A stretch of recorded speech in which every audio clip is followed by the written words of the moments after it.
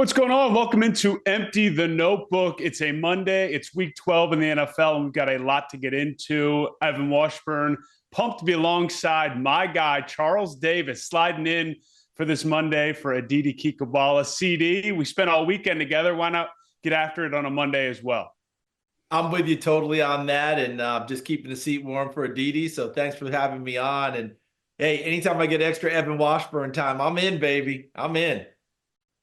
Yeah, we're both winning today. And look, you know how this show works, but just to remind people, the goal is to obviously cover the league in some sense, but really dive into the games that we experience. You and I had a heck of a game in Carolina yesterday. Kansas City and Carolina, the Panthers, nearly pulling off what would be an unbelievable upset. There's so much to get into with this game. We'll empty the notebook later with some of the stories we didn't tell. But as much as this week has been about and was about Kansas City, how would they respond after the loss to Buffalo? I think you and I in the car ride to the airport, that rush to get to our early flights, couldn't stop talking about Bryce Young. What he did in this game with expectations being pretty low, even though he'd been back in the lineup as the starter for the last 3 weeks. They'd gotten 2 wins. But when you look at the opponents and how they won, it wasn't really because of Bryce Young. He just hadn't ruined the game necessarily. But yesterday, CD, he looked every bit Alabama Bryce Young, Heisman Trophy winner. The numbers were there. You look at him, 21 of 35 for 263 and a touchdown. What he did against the blitz, against a really challenging defense. This is a guy you've evaluated going back to probably his high school days. What struck you in the moment? I think you hit it really well, Evan, because you talked about this looked like the Bryce Young we saw at Alabama. This looked like the guy that was picked number 1 overall. And of course, last year wasn't even close to that. Early season wasn't even close to that. CJ Stroud, who went number 2 to Houston, was rookie of the year. And people were talking about him being one of the top, 5-7 quarterbacks in the NFL after 1 season. It looked like Bryce Young was going to be totally forgotten. Well, the talent is back. The talent has always been there, but the confidence is back. And that's something you pointed out as we got ready for the game. His ability to smile, be a part of it, exude that confidence, and he played to it as well on Sunday. We saw it all on Sunday, and it was quite impressive considering what Kansas City threw at him.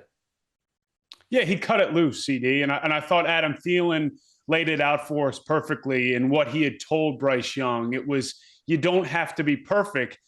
Interesting, though, he was perfect in terms of his accuracy in a lot of the throws we saw downfield. And I think what is worth maybe spending an extra moment on isn't just that he played well in this game, but in the fourth quarter, which has been and was again Patrick Mahomes' time yesterday, he led that drive and then the 2-point conversion. What do you remember from what you saw in terms of what Bryce Young did in that drive and what you think maybe Panthers fans and football fans in general that are really rooting for this young guy to really pull it together and what he showed in that drive specifically, because it resonated with me.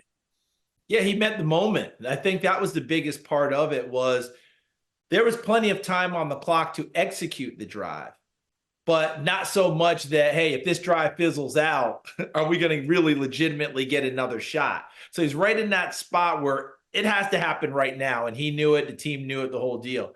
He also was prepared for whatever Kansas City wanted to bring. And you and I saw Kansas City, as the game went on, I thought they got increasingly antsy about putting pressure on him. I think they were in shock that the pressure that they put on him wasn't phasing him, and he was delivering big throws. It almost felt, Evan, it felt like to me, Evan, that Steve Spagnuolo, defense coordinator in Kansas City, was like, he can't keep doing this.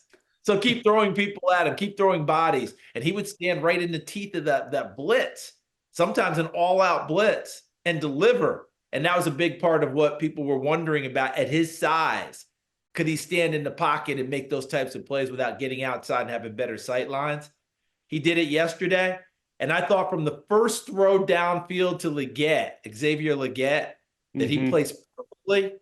He was on it the entire day. Because even when he missed in the right places where it was really for his receiver or no one else.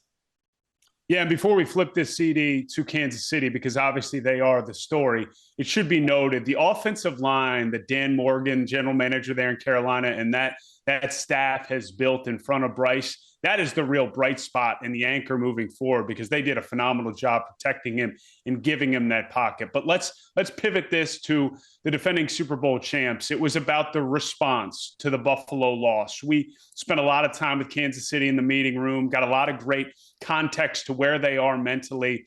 And I thought Sunday somewhat aligned to what we felt going into this game. They are in a unique position where they know what their eventual goal is. They still have to go through each day, the process, if you will. But it still feels like, CD, from my perspective, and even field level, there was no urgency, but there was also no panic. They kind of knew what they needed to do late in games. That's not a way you want to necessarily play down the stretch, but Kansas City is in that unique position where they're now 10-1, and I don't think any of us think they're anywhere close to playing as well as they need to play or will play or want to play.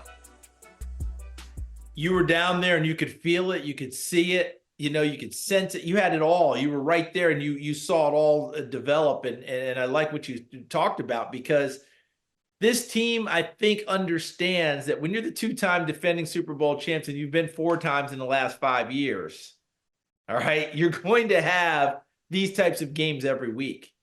The fans don't believe it. You should blow out Carolina.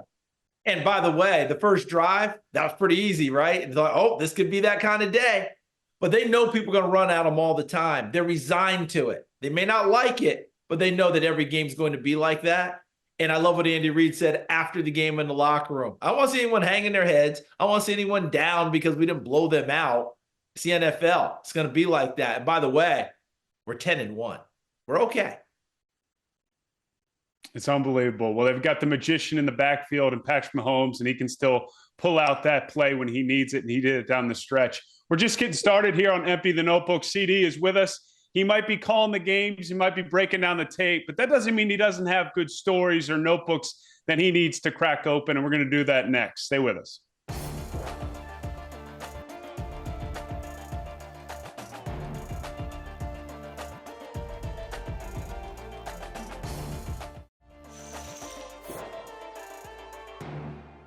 Welcome back into Empty the Notebook, and this is the core, the theme of the show, if you will, CD. I know you've watched it, you followed along, you're a day one listener and viewer, but for those catching us for the first time, this is the part of the show where, as reporters, analysts, play-by-play person, there's so much that we do in lead up to a game, and we have so many stories and elements that we want to get in, but sometimes the game just doesn't take us there. This is our opportunity to tell some of those stories or give some of those nuggets. And look, we talked about Xavier Worthy yesterday and what he's doing and what they're hoping he will do for this Chiefs offense. But there was more to it that you weren't able to get to based off a conversation you had with offensive coordinator Matt Nagy. Yeah, you're exactly right, Evan, and a quick context on it, because we got into it a little bit, as you mentioned, during the game. But you have to go back to the draft, because when Xavier Worthy came out of Texas, at the combine, he ran the fastest combine time ever, electronically timed, 4.2-140. All right, he broke the record that existed for a long time by John Ross, who had come out of Washington, went to Cincinnati, etc. So obviously, he can run. And that became the overarching prevailing part and thought about him, because now we get to draft day. And he doesn't go in the first round. But Buffalo makes a trade with Kansas City, of all teams, right? And lets Kansas City draft Xavier Worthy. And then Buffalo comes back and drafts Keon Coleman because they had a need for a receiver. Well, what's the difference? Worthy's fast, but he's more slightly built. Keon Coleman, big, strong, thick guy, not as fast, but seems a little more suited for Buffalo in December and January. So that's kind of where it all broke down. Well, I spent the time with Matt Nagy, the offense coordinator, as you mentioned, and I talked to him about Worthy, and he said, listen, we scouted him, obviously, from his freshman year on. We liked his adaptability. He had 62 catches his first year at Texas and adapted to their offense and gave them great play from that point on. We like his toughness. We love the way he competes for the football, takes hits, gets up, and keeps moving. People don't talk about that. And last but not least, he said he's a natural route runner. And I'm telling you, Evan, I actually had to look down when I wrote that, because that's not something you ever hear people talk about. They talk about his speed, running the go ball. And what did we hear about in the recent week with Patrick Mahomes? And he talked to us about it. I want to hit the deep shots to Xavier. So that's the overall prevailing thought about him. But what did we see in the game? Route running, catches underneath, making more after the catch, toughness, taking hits. They're developing him as a full receiver, not just a guy who can run fast and run deep. And I thought that was very interesting that Matt would talk to me about that before the ball game, and then it played out that way. He's got a chance to be a really big factor for them going down the stretch. Yeah, no doubt. If they're going to make a run, he's going to be a big part of it. And I thought the other layer to it that you did such a nice job of sort of relaying that conversation with Matt Nagy and then taking it to another level was the thought that, hey, Rashee Rice, it was a build-up to him being a contributor week in and week out, and some of they could count on that Super Bowl run. So a similar trajectory possibly in line here for Xavier Worthy.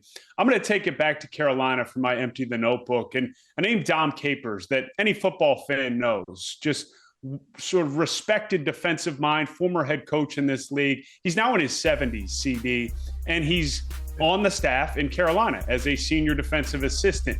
And he is obviously heavily involved in the defense. But where I really sort of saw his role in our conversations is what he's offering to this organization, but specifically Dave Canales, as they truly build this thing from the studs up. I mean, this is a complete rebuild, and they're in the foundational stage right now. And to have someone like Dom Capers in the building for everyone, but really the head coach and Dave Canales to lean on, is critical. And I think that's why you don't see this group wavering despite what's been an up and down season. And in the words that Dave Canales used in relaying what Dom Capers has meant to him, it's just continually let him know, hey, we're not going to waver from our process and our plan. And I think even though they benched Bryce Young, they've been steadfast in what it is they're doing and how they're doing it. Dan Morgan, a big part of that general manager. And then even a guy like Brant Tillis, who came over from Kansas City. He's now executive vice president of football operations. I've gone from, at the beginning of the year, being a skeptic of what's happening in Carolina, basically based off of the volatility of the last 3 years. Matt Rule, Frank Reich, and then Dave Canales, a relative unknown. But I don't know about you, CD, but after our 2 games, but more importantly, being there, being in the building, and spending some time really taking in what these guys are saying, I have a pretty good gauge on what feels real and what doesn't. It all really will surround Bryce Young eventually because it's about what's happening on the field. But I like what they're doing around, and they don't seem to be listening to the noise as much from the outside. No, I think you're right about that. Absolutely agree. And I'll start with Coach Capers, who was at Tennessee right before I got there to go play college football. He had gone on and went to another college. I think went to Ohio State, then, of course, went on to the NFL and became a 2-time head coach. But I watched him at practice. I watched Coach Jim Caldwell, former 2-time NFL head coach, at practice. And I'm talking with Dan Morgan, the general manager, and kind of motion over to Coach Capers. He just looks at me and goes, the OG. He said, we got a couple of OGs around here. And this is good for Dave Canales as his first time as a head coach. Because what has Dave Canales told us, Evan? Who's been the biggest influence on his career? Another OG named Pete Carroll. Pete Carroll. Yep. The type of people that Dave Canales loves to be surrounded by, loves to be mentored by, and follow. And of course, he has his own thoughts and ways of doing things. And I think they're going to be successful. I think Canales is becoming a good hire for them. I love what he's done with this team so far. I don't care what the record is.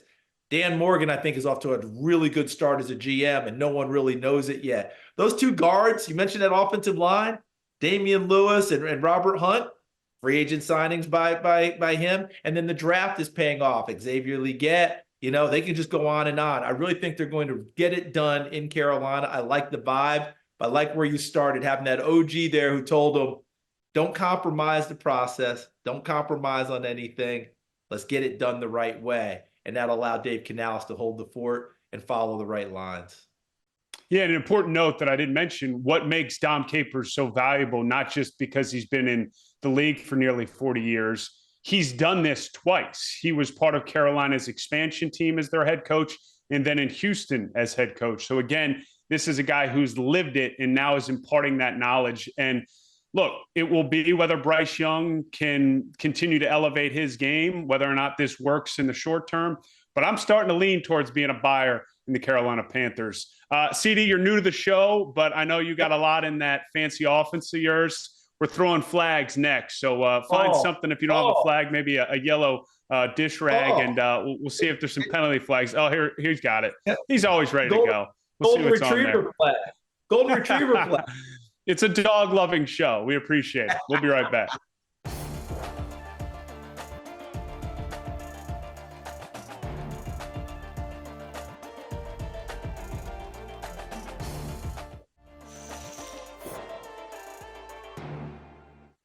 It's time to throw some flags here on Empty the Notebook. CD, the way this works is we're each going to say a statement. I'll start, and the person who isn't saying the statement decides if they agree with it.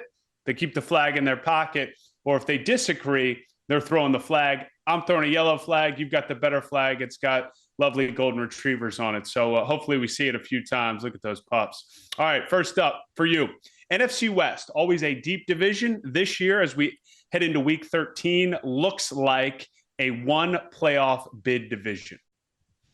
You know, Evan, when the season began, this flag would have been flying. I would have thrown this one and torn my rotator cuff and the whole deal. But it is definitely looking like a one playoff team division now. Right now, I know what the standings say, right? I think Seattle, then Arizona, and the Rams, and the whole. But they're essentially the same group. And by the way, San Francisco's one game off the pace, and they look like they're fading. I'm not ready to let them go yet. It's still San Francisco. But last year, we had San Francisco, we had the Rams, and Seattle missed it by one game, and we knew Arizona was on the rise.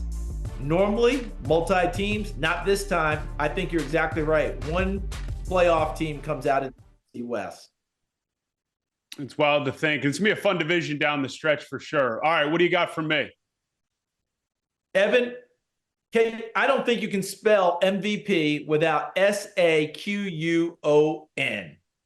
You saw it last night. I'm an English major, but MVP or Saquon. I know where you're going with this. I saw last night. I'm throwing the flag. I'm throwing it. It's coming out of the pocket. We're going to call Gene in, get his thoughts on it. Not because Saquon isn't necessarily deserving. And from what I can tell, and I know our friends at HQ have all the metrics from the gambling side of things, he's right there in the mix and the conversation with Josh Allen, Lamar, Jared Goff, even Mahomes, despite numbers down. I just don't see a reality where a quarterback isn't winning this award.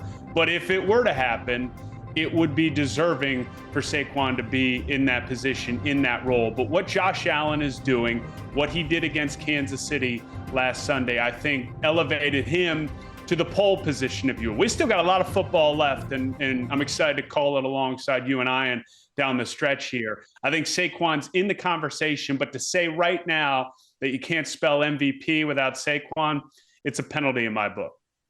I like where you're going with that, especially the part about Josh Allen, because Josh Allen came into this season having to elevate his game and bring others with him. And I think that's part of the reason that, he's leading the MVP race besides beating Kansas City. He's doing it without what people consider his best team and best weapons around him. So I think that's a big part of it. No doubt. All right, last one here. It hurts me to say, but the Washington Commanders, a team you and I have covered a bunch here the last few weeks, man, they are fading fast, and they may be fading out of that playoff conversation. And it's interesting. We started with the NFC West being a one-bid division. Depending on what happens with Washington here, they've lost 3 straight. They could find themselves in that same predicament. So are you throwing the flag on the Commanders fading out of things? They are fading because they've lost 3 in a row. But, Evan, the flag's staying in my pocket because we've seen them twice, and we see what's going on there with Dan Quinn, Adam Peters, GM, the young quarterback, Jaden Daniels. Look, yesterday, that game is going to overtime, and they miss an extra point. I mean, yesterday they gave up a kickoff return and then a onside kick return. Those types of things don't happen every week. I think this team has a constitution about it. Yes, they're fading, but down the stretch, they're going to play the Eagles again. They're going to play the Cowboys again. I think the Saints are on the schedule. The Falcons are on the schedule. There are games there for them to get, and I just don't see this team going quietly away.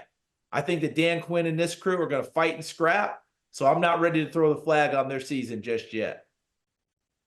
Yeah, I would agree. I'm going to throw the flag on the idea that they're going to fade down the stretch. I know there's been a lot of discussion about offenses in the second half of season that are directed by Cliff Kingsbury, but I agree. I think there's a toughness mentally and physically in that building that is going to scratch and claw and maybe grab that last spot in the playoffs. But it should be noted, they really haven't beaten anybody of note. And this is something we talked about and lead up to our game where they're facing the Pittsburgh Steelers. They're going to need to prove here, even though their schedule is manageable down the stretch, that they can start to beat some teams with winning records, because that's when you'll know that they've made that turn from being a team that's building to one that needs to be worried about come late December and January.